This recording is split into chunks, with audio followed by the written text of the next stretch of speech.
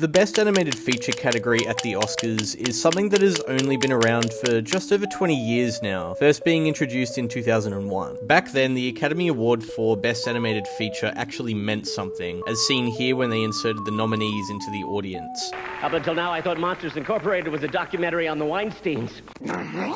Now, we don't really have anything. A lot of the time, though, I find that the Animated Feature category is a lot more interesting than even some of the year's Best Picture nominees. Except for this year's ones. Yeesh, this was fucking dull. But look, without further ado, here is my ranking of the Best Animated Feature nominees since their inception. Get ready to have some Russell Jimmies. Happy Feet won the Best Animated Feature back in 2006, beating out both Cars and Monster House. Yes, this is the most undeserving win of all of them in my eyes. The other contenders aren't great, to be honest, but it's kind of twisted in a way for George Miller's only Oscar to be for this, when he has made some masterpieces. So it rubs me the wrong way when it turns out this is what he's won for. Also, the Penguins freaked me out as a kid, so it's down the bottom for a reason. Cry about it. Oof, okay. Encanto beat out the competition of Flea, The Mitchells vs. The Machines, Raya and the Last Dragon, and Luca in 2021. I really don't have anything to say, to be honest. That is my point, okay? Look at these contenders, and look at this. What are we talking about? This would honestly go last if the music wasn't somewhat good. My 11-year-old self would hate me for this one. Brave beat out, Frankenweenie, Paranorman, Wreck-It Ralph, and The Pirates Band of Misfits in 2012. The reason it's so low is because there was 3, count it, 3 stop-motion movies nominated that year, and the Academy added another dash to Pixar's tally instead of going for any of them. I think at this point in time, animation still wasn't held at a high standard like it is in this day and age, so members were blindly voting for whatever had the Disney label on it and just moved on. Brave also just generally sucks and has the most paper-thin narrative ever. Inside Out beat Boy in the World, the Shaun the Sheep movie, When Marnie Was There, and Anomalisa at the 2015 Oscars. This one ultimately comes down to what is a recurring pattern with the Academy, which is a popularity contest. Nobody saw the other nominees, but Inside Out was inescapable. It was a safe bet for voters and doesn't do much creatively with its animation medium, besides maybe some pretty colors and the emotions being little cartoon characters. But there's nothing stylistic about the animation, and the story is just meh. My vote would have personally gone to Shaun the Sheep. Frozen won the Oscar in 2013 against, get this, Despicable Me 2, sure, The Croods, I guess, Ernest and Celestine, right, and The Wind Fucking Rises. Disney's chokehold on people is ridiculous, man. It's never been more blatant than here. Frozen is whatever, it happened, get over it. But how are you gonna forbid Miyazaki from getting an Oscar, but Josh Gad as Olaf gets a standing ovation? Fuck you.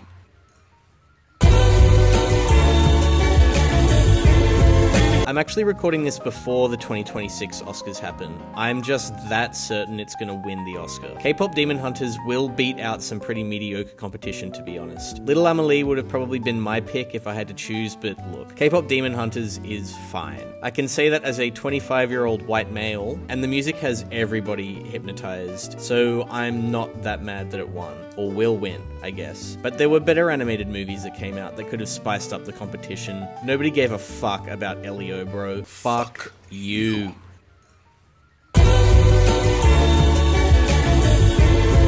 Finding Nemo won the Oscar in 2003 against fellow contenders The Triplets of Belleville and Brother Bear. I do think Finding Nemo is the strongest contender, but my problems with it really just lie with how it lost its charm on me in recent years. Maybe I just rewatched it too much as a kid, but I just don't really fuck with Finding Nemo anymore. But the score is iconic, and the Tank Gang, they reign supreme, man.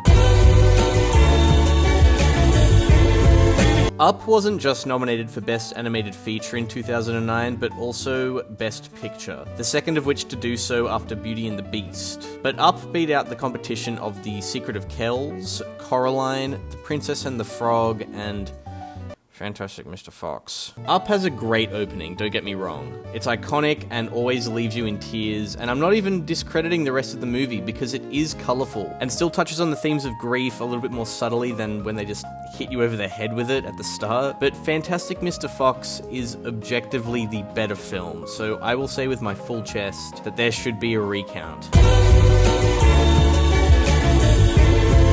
Zootopia won in 2016 against Kubo and the Two Strings, Moana, My Life as a Zucchini, and The Red Turtle. I'm just thankful Moana didn't win, if I'm being totally honest. Zootopia is a safe bet for an animated win. It's charming, it's fun, and it's witty. Ultimately a kid's movie, but I still get a kick out of it from time to time. A police procedural with a whodunit element is always fun. It's like the Diet Coke version of Knives Out. How can I be mad at the rabbit and the fox either? I mean, look at him.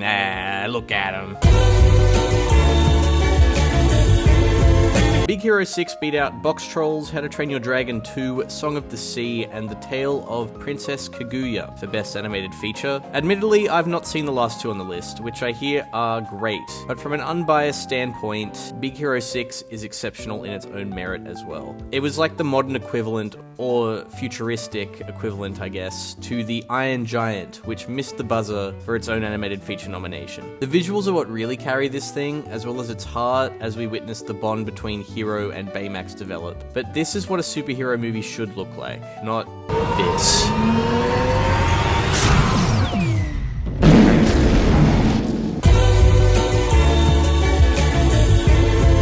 Guillermo del Toro's Pinocchio won the Oscar over The Sea Beast, Turning Red, Marcel the Shell with Shoes On, and Puss in Boots: The Last Wish. In praise of this movie, it is so intricately designed, so I can't help but give it props for the visuals. I remember the reactions to this versus that one Pinocchio movie where he sounds like a bit of a twink. Father, when can I leave to be on my own? I've got the whole world to see. If anyone remembers that. Then Del Toro went on to make Frankenstein around the same time that Maggie Gyllenhaal made The Bride. Kinda weird that lightning struck there twice, eh, Guillermo? What's going on there, buddy? But I'm digressing, alright? Pinocchio is nice to look at. The model of Pinocchio, it's kind of refreshing to see more of a realistic take, instead of all these cartoonish portrayals where he actually kind of looks like a human. But this is a story we've seen before. Multiple times, in fact. So I think I would have voted for Puss in Boots 2. Stay tuned for my 2-hour-long video essay about how Puss in Boots 2 deserved the Oscar in 2022, by the way. It's gonna be a kicker.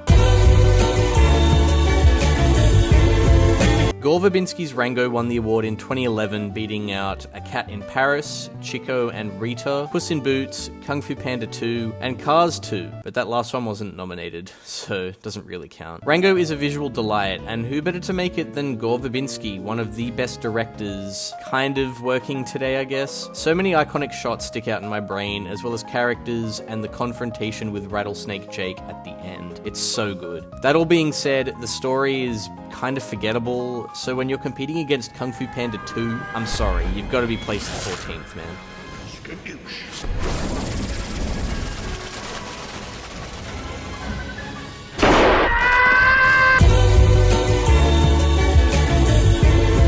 Toy Story 3 won the Oscar in 2010 against The Illusionist and How to Train Your Dragon. Similarly to Up, this was nominated for both Animated Feature and Best Picture. Toy Story 3 at the time was the closing chapter to the Toy Story series, or so it seemed anyway, so it felt deserving to give this the award. A story about growing up with a memorable and rich start in Andy's mind, a middle at Sunnyside Daycare, and an ending outside Bonnie's house. Though in my opinion, it's the weakest in the series, so it unfortunately has to rest behind.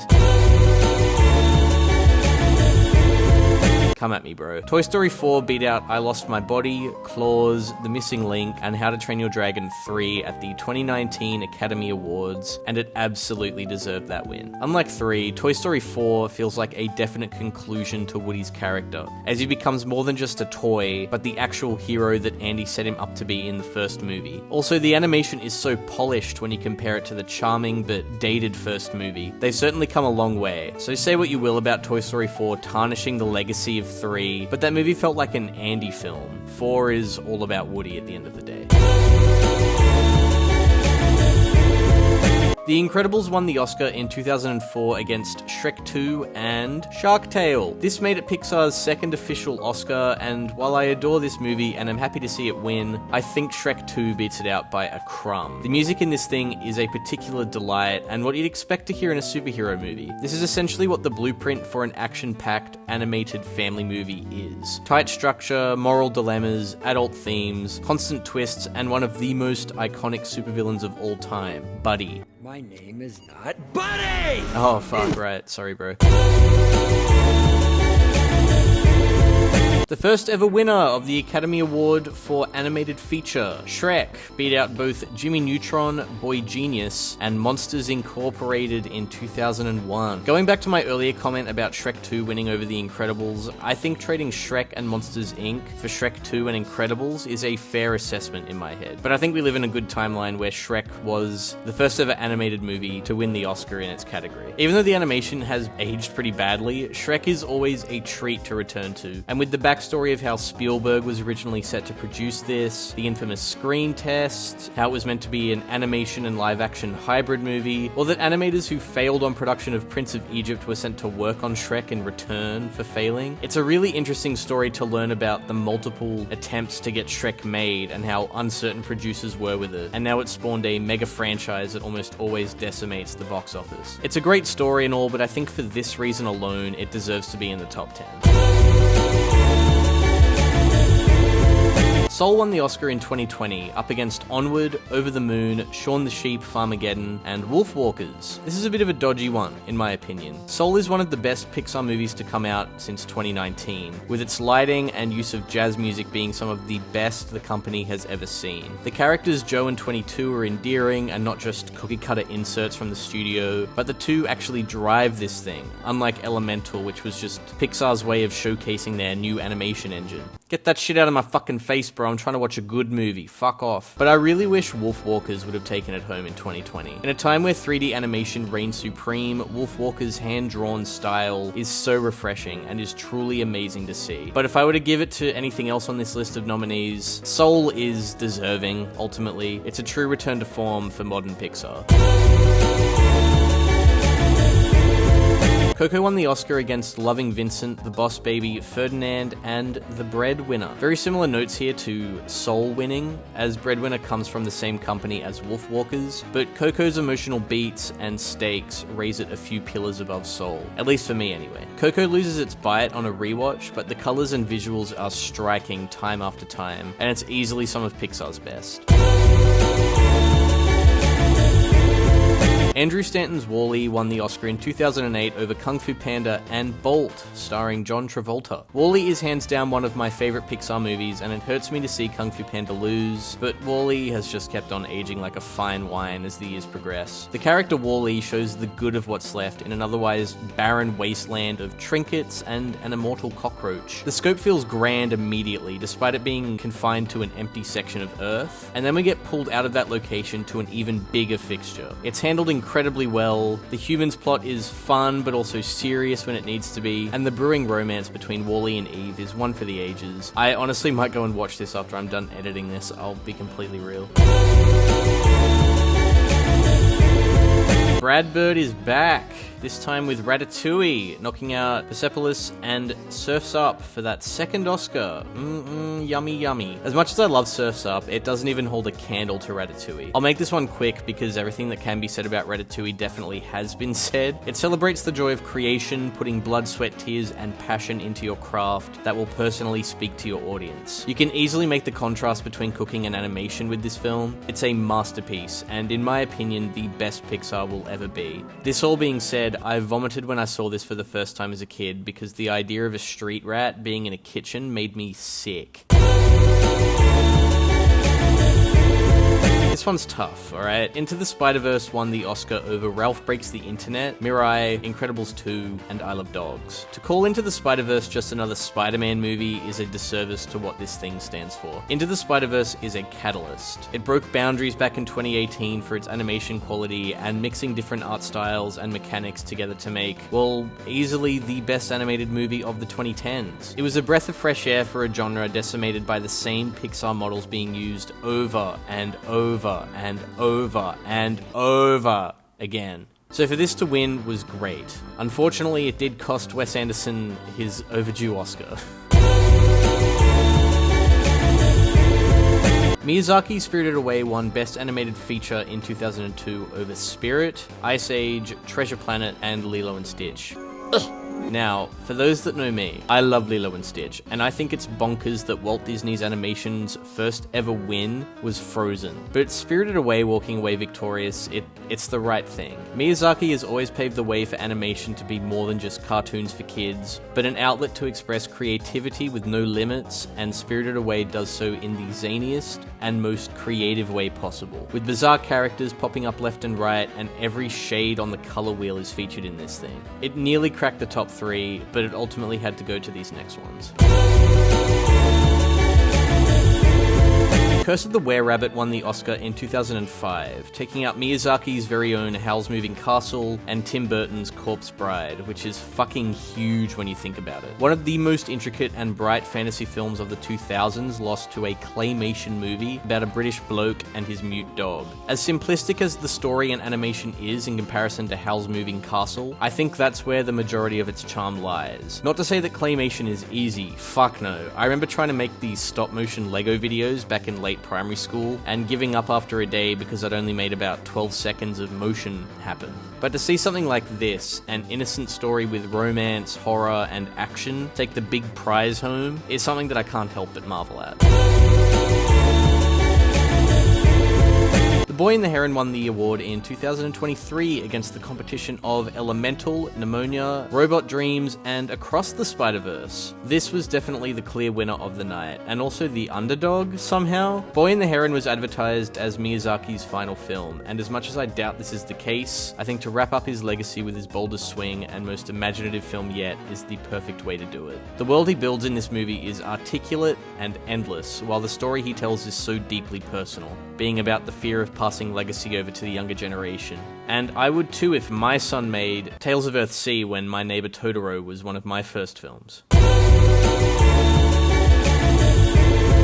Flow won the Oscar in 2025 over Wallace & Gromit: Vengeance Most Foul, Memoir of a Snail, Inside Out 2, and The Titan That Was The Wild Robot. It may seem crazy to have this at the number 1 spot, but let me explain, alright? With Flow, what you see is literally what you get. Nothing was removed, and there's no storyboarding, it's all made up in Blender, and it took them over 5 years to make it. And it looks insane! Compared to Memoir of a Snail's decade-long production time, it falters there. But still, 5 years is a while. A child has learned to walk, talk, has entered school, and subscribed to my YouTube channel in that time. Reminder, you should do that too. Flow is so atmospheric, relying on either the soothing winds and chimes of nature, or the sounds and movements of the animals to relay the narrative of what is essentially a surface-level adventure story of a cat and some other animals we meet along the way. The longer I've sat with Flow, the more I've grown to love it. It's adorable, therapeutic, and easy to recommend to just about